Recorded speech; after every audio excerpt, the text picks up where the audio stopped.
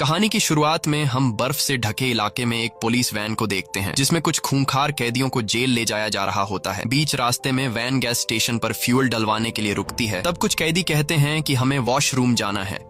यह सुनकर गार्ड्स पहले तो उन्हें इजाजत नहीं देते, लेकिन फिर गार्ड्स सोचते हैं कि इस बर्फीले इलाके में ये लोग कहां तक भाग पाएंगे और अगर भाग भी गए तो जमा देने वाली सर्दी में ये लोग मारे जाएंगे। इसलिए गार्ड्स इन कैदियों को बाथरूम की तरफ ले जाते हैं। कुछ देर बाद सभी कैदी बाथरूम से होकर वापस वैन में बैठ जाते हैं, लेकिन तभी ऑफिसर देखता है कि एक कैदी जिसका नाम क्रेवन है वो वापस वैन में नहीं आया। और जब वो गार्ड वॉशरूम की तरफ जाता है तो वो देखता है कि क्रेवन नाम का वो कैदी वहीं पर खड़ा हुआ है। इसके बाद वो गार्ड क्रेवन को पकड़कर बाकी कैदियों के साथ जेल में लाता है और क्रेवन को सेल में बंद कर देते हैं। लेकिन यहाँ क्रेवन का रूम पार्टनर कहता है कि मुझे इस सेल में किसी और का आना पसंद नहीं। तब क्रेवन कहता है कि तुम टेंशन मत लो, वैसे भी मैं यहाँ कुछ दिन ही रहूंगा। अब जेल में क्रेवन की पहली रात तो गुजर जाती है और अगली सुबह क्रेवन जब एक्सरसाइज कर रहा होता है तो यहाँ के जो पुराने कैदी होते हैं वो क्रेवन को हल्के में लेकर उस पर हमला कर देते हैं। पर यहाँ क्रेवन उन दो कैदियों को अपना असली चेहरा दिखाता है और उन्हें पीट पीट कर उनका बुरा हाल कर देता है। अब जेल में दो कैदियों को मारने की वजह से गार्ड्स क्रेवन को पकड़कर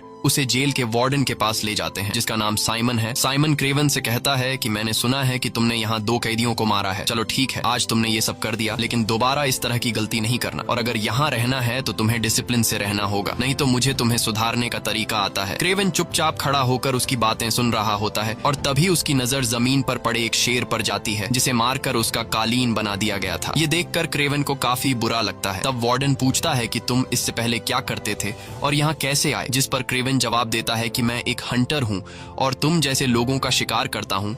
ये कहते ही क्रेवन वार्डन पर हमला कर देता है और उसके गले पर चाकू से कई बार वार करके उसे मार डालता है। इसके बाद क्रेवन यहाँ से भागने लगता है और वह एक जानवर की तरह खोदते हुए दीवार से चिपककर ऊपर छत पर चढ़ जाता है। यहाँ हमें पता चलता है कि क्रेवन कोई आम इंसान नहीं है, बल्कि उसके पास सुपर नेचुरल पावर्स हैं। इस दौरान गार्ड्स उस पर गोलियां भी चलाते हैं, लेकिन क्रेवन बड़ी आसानी से गोलियों से खुद को बचाकर जेल से बाहर निकल आता है। जेल के बाहर पहले से उसका एक साथी प्लेन लेकर उसका इंतजार कर रहा होता है और प्लेन में आते ही क्रेवन माइक लगाकर किसी से कहता है कि मैंने साइमन को मार डाला।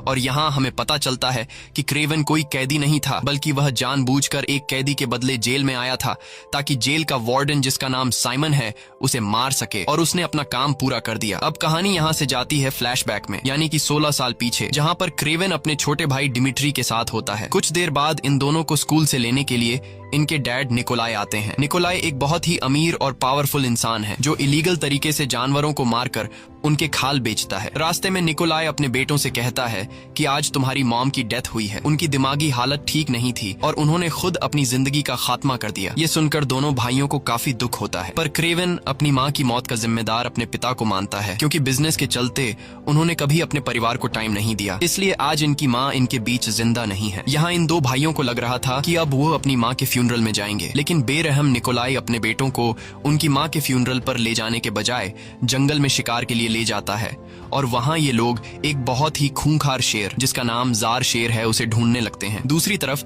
हमें एक लड़की को दिखाया जाता है जिसका नाम कलिप्सो है। वह अपनी ग्रैंड मदर के साथ होती है।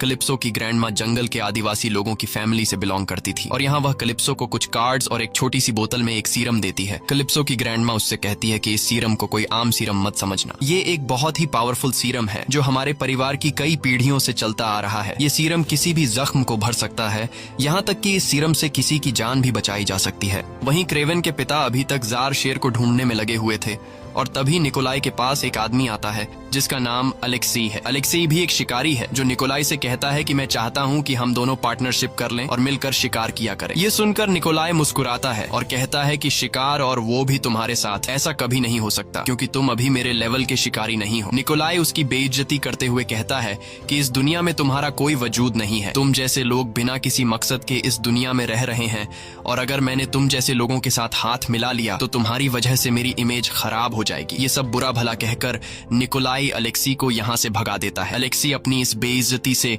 निकोलाई पर काफी गुस्सा हो जाता है और चुपचाप वहाँ से चला जाता है, लेकिन उसकी आंखों में निकोलाई के लिए उभरती हुई नफरत हमें साफ दिखाई देने लगती है। वहीं क्रेवन और उसका भाई बातें करते करते अपने ग्रुप से काफी दूर जंगल में आ जाते हैं और तभी उनके सामने इस जंगल का राजा जार शेर आ जाता है। क्रेवन अपने भाई को प्रोटेक्ट करते हुए सीधा जार शेर पर बंदूक तान देता है। जार शेर बहुत ही ज्यादा खूंखार दिख रहा था। अब इससे पहले कि क्रेवन उसे शूट कर पाता तभी जार शेर उस पर हमला कर देता है और उसे बुरी तरह से अपने पंजों में जकड़ लेता है। अपने बेटों की चिल्लाने की आवाज सुनकर निकोलाई भी वहां पहुंच जाता है और वो शेर पर गोलियां चलाते हैं, जिससे कुछ गोलियां शेर को लग जाती हैं। अब शेर खुद को बचाते हुए वहां से जाने लगता है और अपने साथ ग्रेवन को भी दूर ले जाता है। वहीं हम कैलिप्सो को देखते हैं जो अपने पेरेंट्स के साथ जंगल का नजारा देखने आई थी और तभी उसे दूर जंगल में क्रेवन और वो जार शेर दिखाई देते हैं। अब कैलिप्सो क्रेवन की जान बचाने के लिए उसके पास आती है। कैलिप्सो को देखकर जार शेर वहां से चला जाता है, लेकिन जाते हुए उस जार शेर के खून का एक बूंद